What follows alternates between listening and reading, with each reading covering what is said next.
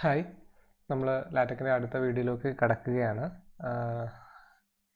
ഈ വീഡിയോ സംബന്ധിച്ചിടത്തോളം പ്രധാനമായിട്ട് പറയാനുള്ളൊരു കാര്യം എന്ന് പറഞ്ഞു കഴിഞ്ഞാൽ, ഈ വീഡിയോയോടുകൂടി നമ്മുടെ ലാറ്റക്കിൻ്റെ നിങ്ങൾക്ക് എക്സാമുമായിട്ട് ബന്ധപ്പെട്ട് വേണ്ട കാര്യങ്ങളെല്ലാം കംപ്ലീറ്റ് ആവുകയാണ്. പരീക്ഷയ്ക്ക് ചോദിക്കാൻ ചാൻസുള്ള കാര്യങ്ങളെല്ലാം ഈ ഒരു വീഡിയോയോടുകൂടി കഴിയുകയാണ്. അതായത് നിങ്ങൾക്ക് ലാബ് എക്സാമിന് തയ്യാറെടുക്കുന്നവർക്ക് ഏകദേശം ഇത്രയും കാര്യങ്ങൾ പ്രിപ്പയർ ചെയ്ത് കഴിഞ്ഞാൽ ഏകദേശം കാര്യങ്ങളെല്ലാം കഴിയും. അതായത് നമ്മുടെ മാത്തമാറ്റിക്കൽ ടൈപ്പ് സെറ്റിങ്ങും കാര്യങ്ങളും എല്ലാം ഏകദേശം ഇതോടുകൂടി അവസാനിക്കും.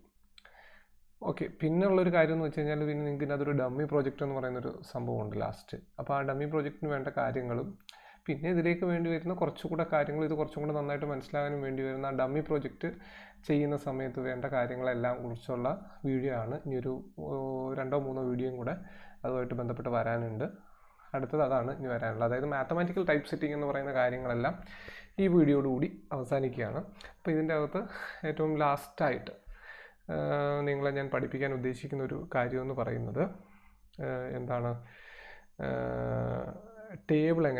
ഒരു ടേബിൾ എങ്ങനെ നമുക്ക് പ്രിപ്പയർ ചെയ്യാം, ഒരു ടേബിൾ നമുക്ക് എങ്ങനെ ഉണ്ടാക്കാം എന്നുള്ള കാര്യങ്ങളാണ് നമ്മൾ ഇന്ന് ഈ വീഡിയോയിൽ ഡിസ്കസ് ചെയ്യുന്നത്.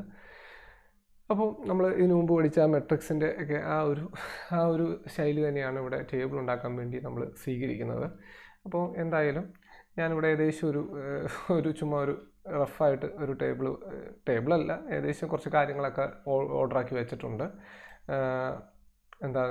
District, number of corona patients, Trivandrum, Kollam, Alappuzha, Ernakulam എന്നിങ്ങനെ കുറച്ച് കാര്യങ്ങൾ ഞാനിവിടെ ചെയ്തു വെച്ചിട്ടുണ്ട്. അപ്പോൾ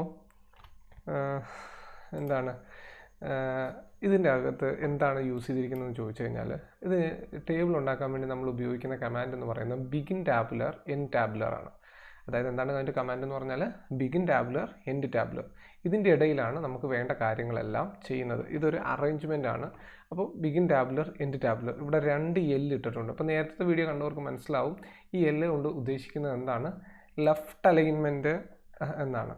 അതായത് ഇവിടെ L മാറ്റി ഞാൻ 6 ആക്കുകയാണെങ്കിൽ എന്ത് സംഭവിക്കുമെന്ന് ശ്രദ്ധിക്കുക. ഇപ്പുറത്ത് ശ്രദ്ധിക്കുക, കണ്ടോ, അതെല്ലാം റൈറ്റിലേക്ക് ചേഞ്ച് ആവും. അതായത് നമ്മൾ ആ ടേബിളിൽ വരുന്ന കാര്യങ്ങളെല്ലാം ഏത് ക്രമത്തിലിരിക്കണം എന്ന് തീരുമാനിക്കുന്നതാണ് ഈ LR എന്ന് കൊടുക്കുന്ന സാധനം.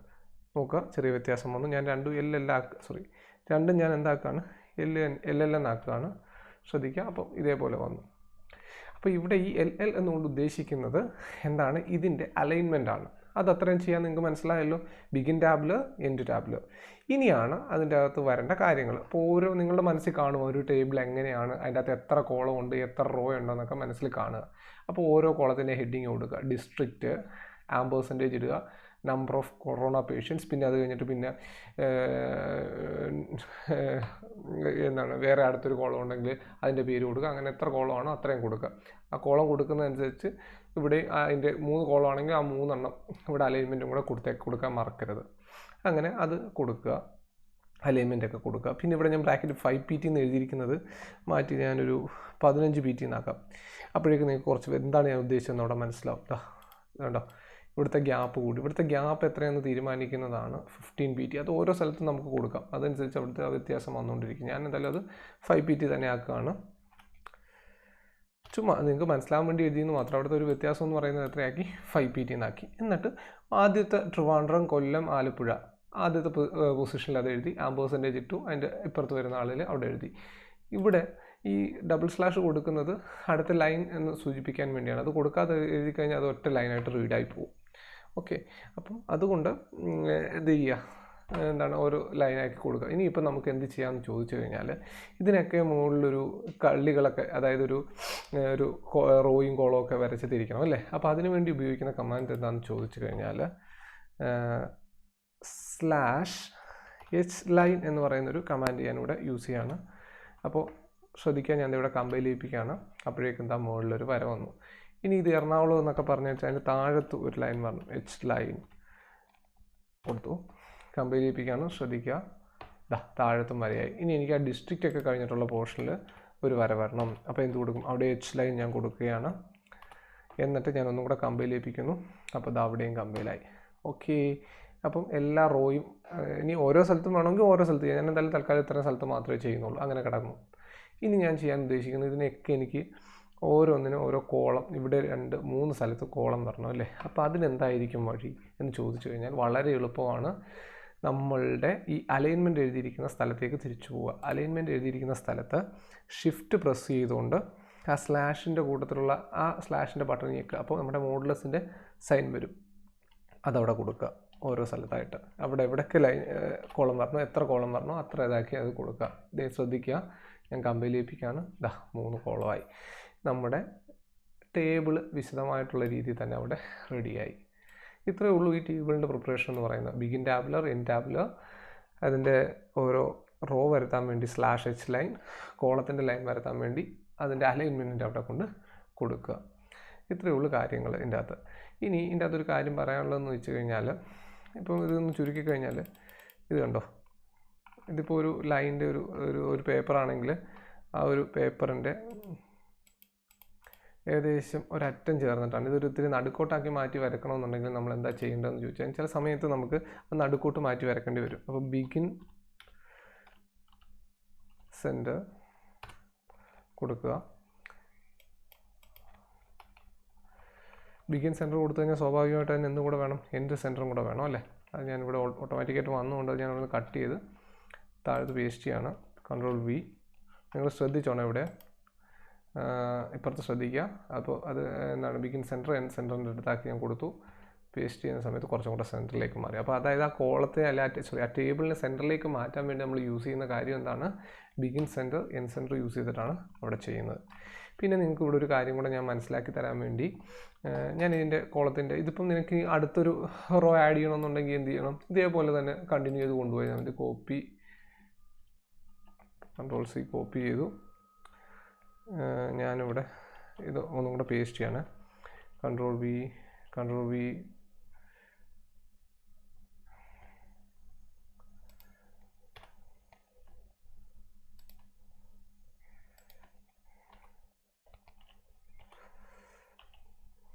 ഒന്ന് കമ്പൈൽ ചെയ്യിപ്പിച്ച് നോക്കാം.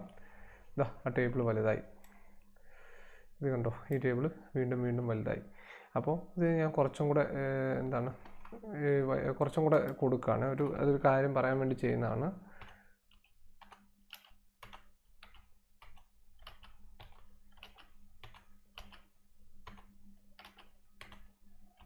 ഒന്ന് കമ്പൈൽ ചെയ്യിപ്പിച്ച് നോക്കാം.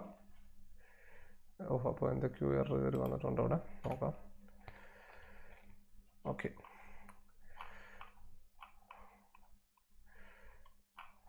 അതൊറ്റ ടേബിളിൽ തന്നെയാണ് കിടക്കുന്നത്. ഓക്കെ,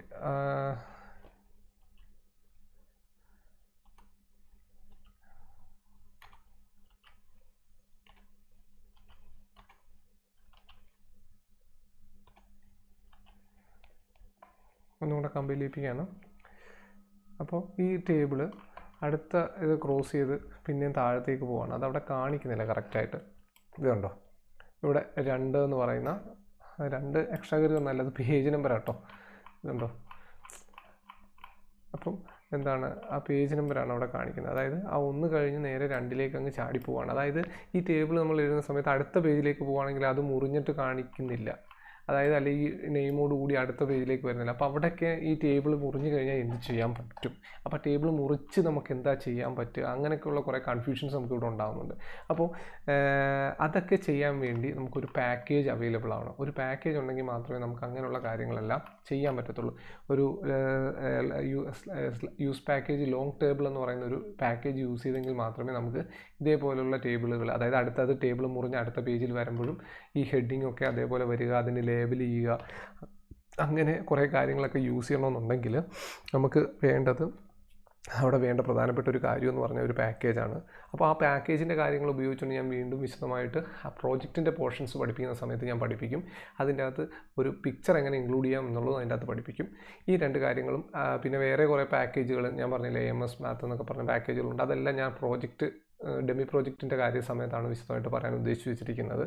അപ്പോൾ എന്തായാലും ജസ്റ്റ് ഒരു ടേബിൾ ടൈപ്പ് ചെയ്യുന്ന എങ്ങനെയാണ് നിങ്ങൾ മനസ്സിലാക്കിയല്ലോ. അപ്പോൾ ഇത്രയും കാര്യങ്ങളുണ്ട്. നമ്മൾ ആ ടേബിളിൻ്റെ കാര്യങ്ങൾ കഴിഞ്ഞു. ഇത് കുറച്ച് കൂടുതലായി പോയിട്ടുണ്ട്. ഞാനൊന്ന്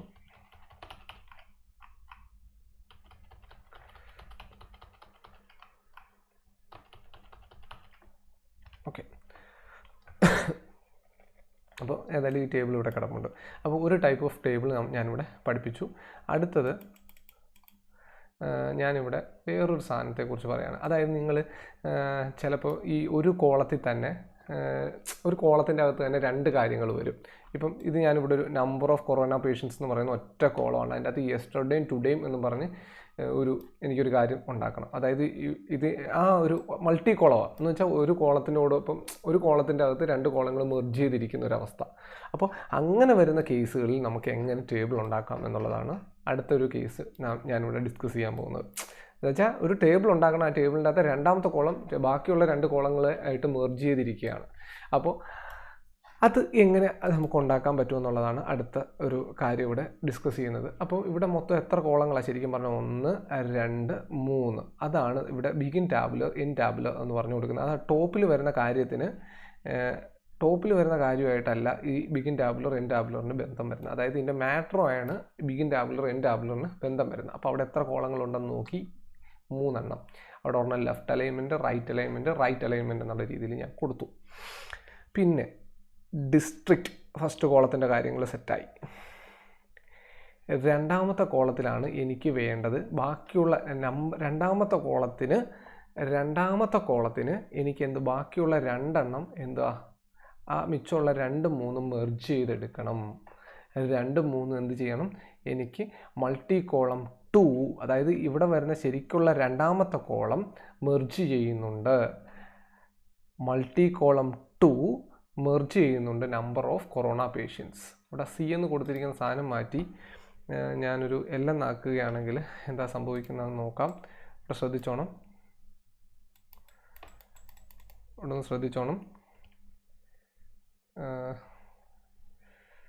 വ്യത്യാസം തിരിച്ചറിയാൻ പറ്റുന്നില്ലല്ലേ?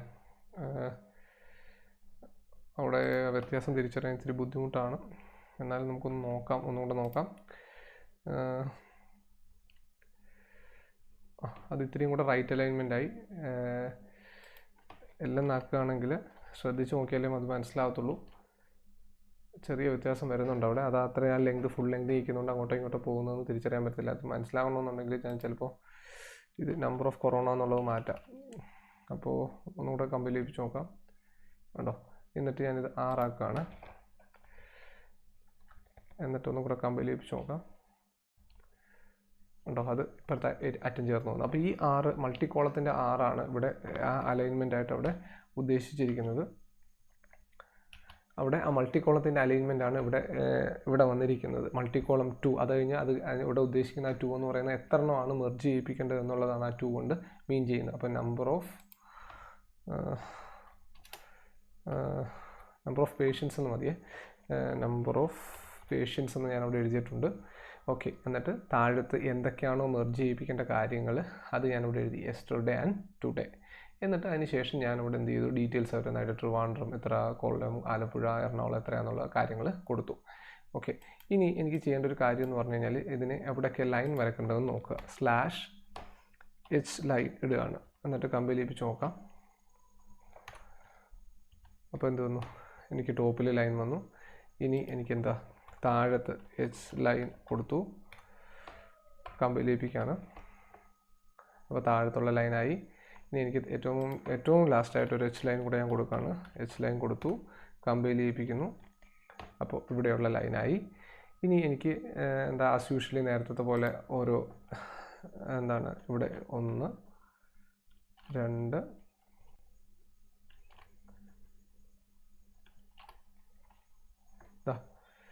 ഞാൻ കമ്പനി ലയിപ്പിക്കുകയാണ്.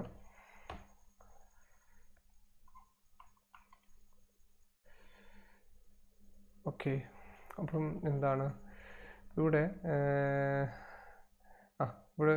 എനിക്ക് ഇനി യെസ്റ്റർഡേ ടുഡേ അതിൻ്റെ ഇടയിലും കൂടെ ലൈൻ വേണമല്ലോ. അപ്പോൾ ഞാൻ എന്ത് ചെയ്യും,